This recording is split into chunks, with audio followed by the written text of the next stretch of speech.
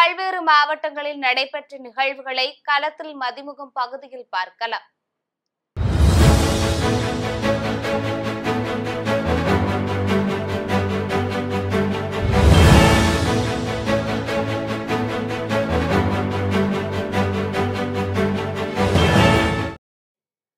அரியலூர் மாவட்டம் வாரணாசி அருகில் உள்ள 38 ஏக்கர் நிலப்பரப்பில் மரக்கன்றுகள் நடும் பணியினை மாவட்ட ஆட்சியர் ரத்தினசாமி தொடங்கி வைத்தார். இதில் 100 நாள் வேலை வாய்ப்பு திட்ட பணியாளர்கள், விவசாய சங்க பிரதிநிதிகள் பலர் கலந்து கொண்டு மரக்கன்றுகளை நட்டு வைத்தனர். மேலும் மரக்கன்றுகளை பராமரிக்கும் வகையில் போர்வெல் வசதியுடன் சொட்டு நீர் பாசன வசதியும் செய்யப்பட்டுள்ளது.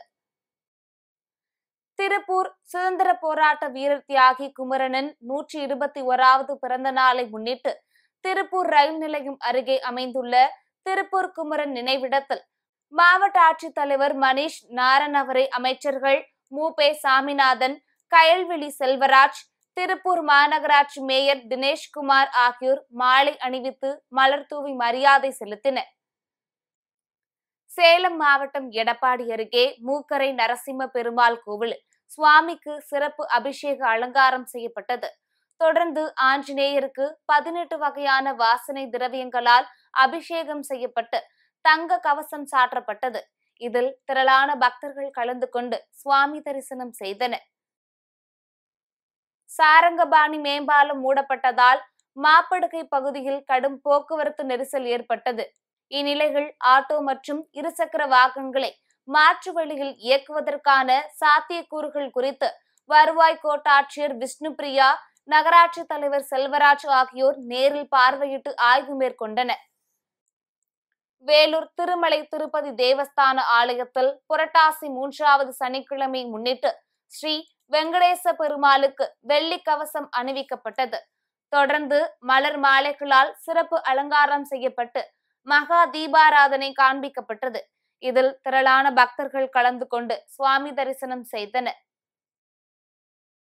புதுக்கோட்டை மாவட்ட சட்டமன்ற தொகுதி மேம்பாட்டு நிதியிலிருந்து காமராஜபுரம் 12ஆம் வீதியில் 5 லட்சம் மதிப்பீட்டில் அமையவுள்ள புதிய நூலக கட்டுமான பணிகளை சட்டமன்ற உறுப்பினர் வை. முத்துராஜா அடிக்கல் நாட்டி துவக்கி வைத்தார்.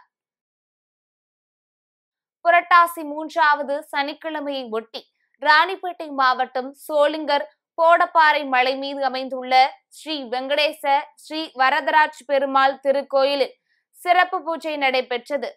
இதில் திரளான பக்தர்கள் கலந்து கொண்டு சாமி தரிசனம் செய்தனர்.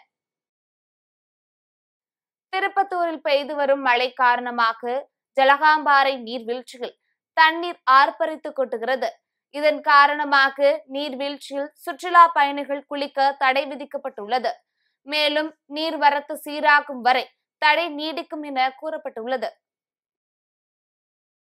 திருவண்ணாமலை மாவட்டம் கலசப்பாக்கம் மற்றும் ஜவ்வாது மலை சுற்றுவட்டார பகுதிகளில் பெய்த மழை காரணமாக செய்யாற்றில் வெள்ளப்பெருக்கு ஏற்பட்டுள்ளது.